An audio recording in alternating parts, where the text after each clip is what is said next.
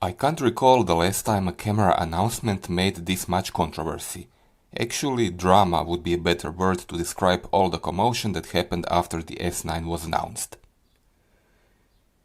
What you need to be aware is that S9 is clearly not made for enthusiast users in mind. It is meant to appeal to first-time camera users upgrading from a smartphone, or anyone who just wants full-frame quality in a small body and easy wireless transfer to phone. Shoot, transfer, share. No fussing about. Overall build quality is great, and I really dig the color grip. This red one I got for a review has a darker red shade, making it look really classy in my opinion. It looks like a big GM1. Sadly, Panasonic used some sort of slippery material, so there's not much grip when holding it. Problem is even more pronounced with current lens selection. 22-60 is not a big and heavy lens, on the S5, but on S9 it feels way too big and front heavy. Two hands are almost mandatory when holding and using it. 18-40mm lens will probably be just perfect, but that one comes on the market sometime later in 2024. 26mm pancake will also make a great combination, but manual focus and fixed f8 limit its usability.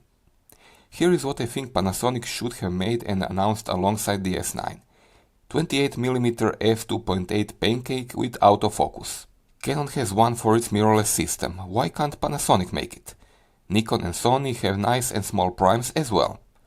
40mm would have worked just as fine. Or a high quality 30mm f1.7 prime with aperture ring just like this 15mm Leica lens from their Micro Four Thirds system.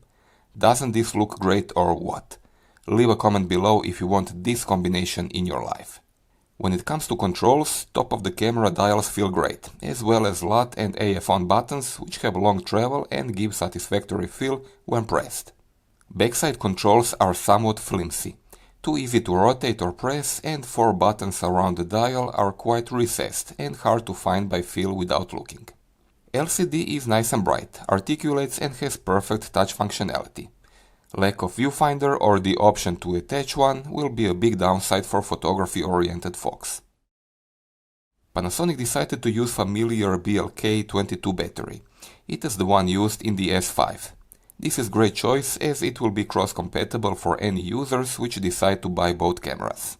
Keep in mind, S9 is delivered without external charger. The idea is to charge it in camera unless you buy the charger separately. Same compartment has a single SD card slot.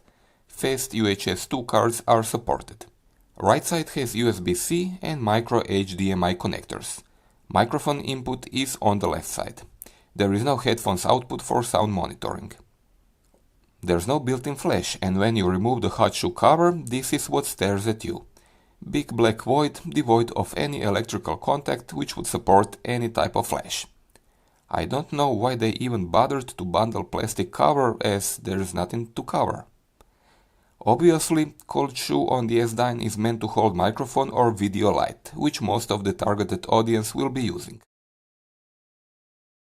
As far as I had time to try it, autofocus works snappy and accurate, but we all know that since Panasonic introduced phase autofocus with S5 too. S9 has the same sensor. For that reason, image and video quality are also great. There's actually not much to talk about here. If you want highest quality photos and videos, you're gonna get them. There's the potential issue with the lack of mechanical shutter, which could pose a problem under certain artificial light conditions. But as far as I had time to try it, I couldn't get any bonding issues. IBIS is built in and works great. In fact, my opinion is that Panasonic has the most effective IBIS system on the market. Canon and Olympus are very close or probably identical as well. One of the key features is the new Lumix Lab application, which allows uploading a bunch of LUTs to achieve distinct visual look. It is easy to use and will probably be a lot of fun for content creators. Just like I said in intro, S9 is clearly made for users who just want full-frame image and video quality with easy wireless connectivity. Experiment with LUTs and shoot JPEG, transfer, post on social media, repeat. In this case, a list of the S9's shortcomings becomes irrelevant. For everyone else, there is the S5 II, which is a proper hybrid machine. Launch price is kind of steep and basically identical to the S5 II with discounts right now. I think it needs to go down and maintain around $500 difference.